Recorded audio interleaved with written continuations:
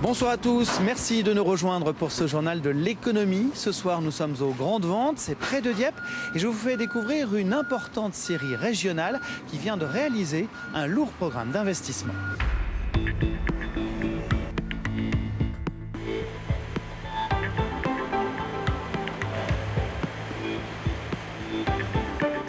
La scierie Lefebvre a vu le jour en 1946 autour de la fabrication de caisses pour le transport du poisson. Elle est spécialisée dans le traitement du bois de hêtre, 65 000 mètres cubes l'an passé. Elle emploie 180 personnes sur le site des Grandes Ventes et 500 salariés au total sur les 8 entreprises du groupe.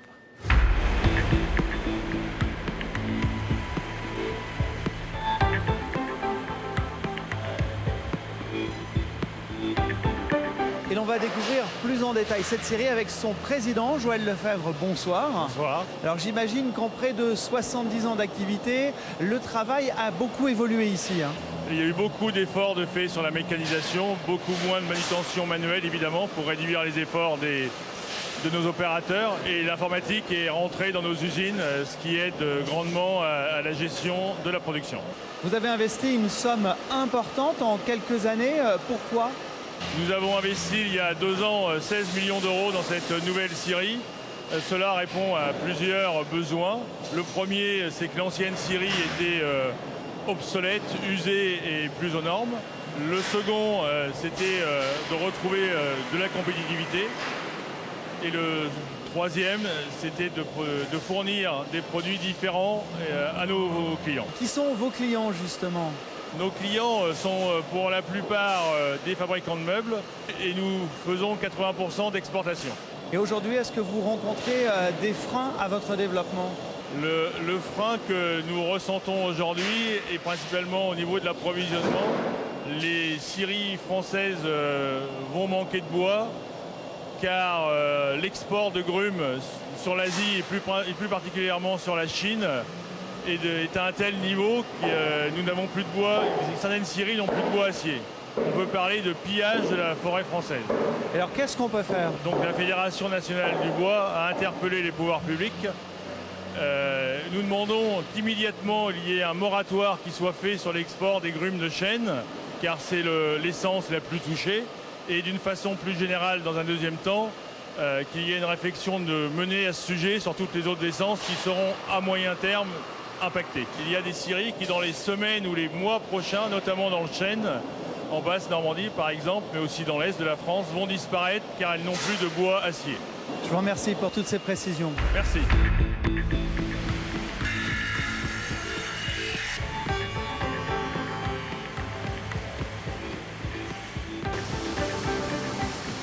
Et nous voici à présent dans des ateliers créés dans les années 1980 où l'on fabrique des pièces à plus forte valeur ajoutée avec du bois 100% local.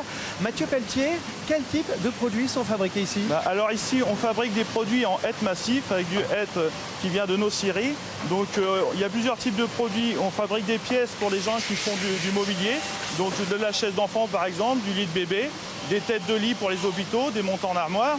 Et après, l'autre partie, c'est plutôt destiné dans le bâtiment. Donc là, on va fabriquer des châssis de porte, des huisseries de porte et des oculus de porte, par exemple. Tout ça, ce sont des métiers beaucoup plus techniques, j'imagine. Ouais. Alors c'est pour ça que vous voyez, on est sur des métiers vraiment techniques. Vous voyez des machines à positionnement numérique où il y a peu de réglages. Ces machines nous permettent de allier la rapidité d'exécution et le peu de temps de réglage. Parce qu'on travaille avec des délais de plus en plus courts maintenant en France. Merci beaucoup pour toutes ces précisions. De rien, merci.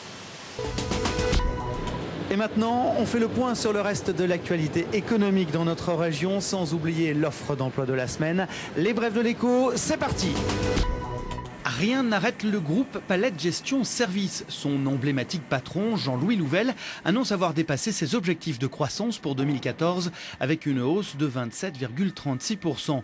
La société, dont le siège est à Saint-Étienne-du-Rouvray, a pratiquement multiplié par 2 son chiffre d'affaires en 4 ans et elle devrait connaître un même développement d'ici 2020 pour atteindre un chiffre d'affaires de 500 millions grâce notamment à son développement à l'étranger.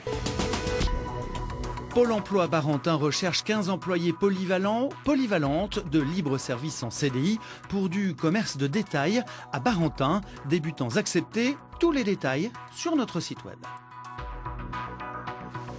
Pour notre portrait d'entreprise, on va parler de pain normand et biologique.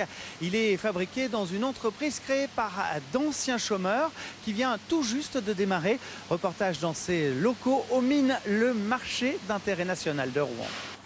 Ils sont 3 associés à créer cette boulangerie bio 100% normand. Vincent vient de l'agroalimentaire, Eric est pâtissier de formation et Christophe, lui, était un consultant de gestion d'entreprise à l'étranger. Anciens demandeurs d'emploi, ils ont suivi 6 mois de formation à l'Institut national de la boulangerie et de la pâtisserie. Devenus artisans boulangers, ils ont investi 150 000 €. On fait que du bio, ce qui nous permet de faire chuter les coûts et de travailler sur des quantités. La boulangerie bio est semi-industrielle. Vincent, Eric et Christophe ont fait le choix de valoriser les agriculteurs du territoire en s'inscrivant dans une démarche de circuit court. Objectif, s'approvisionner auprès des producteurs de blé bio. Je pense que pour devenir boulanger bio, il faut simplement aimer les bonnes choses et avoir beaucoup d'amour et de passion et de respect aussi pour la pâte et le pain. Pas de magasin physique. La production est exclusivement tournée notamment vers les collectivités locales, restaurants d'entreprise et les maisons de retraite. L'objectif, c'est de répondre aux collectivités et aux restaurants collectifs, de pouvoir intégrer du pain bio dans leur menu et de le rendre beaucoup plus accessible qu'il n'est aujourd'hui. La boulangerie bio produit 5000 pains par jour.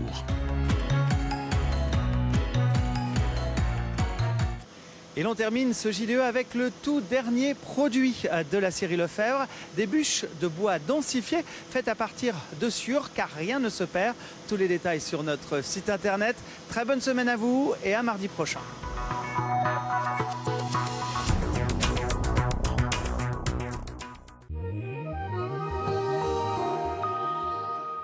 Bonsoir, un beau mercredi estival attend demain la Haute-Normandie sous un soleil toujours aussi radieux, vent faible et changeant. Et sur les thermomètres, 7 degrés à Évreux, 8 à Rouen et à Dieppe et 12 degrés au Havre.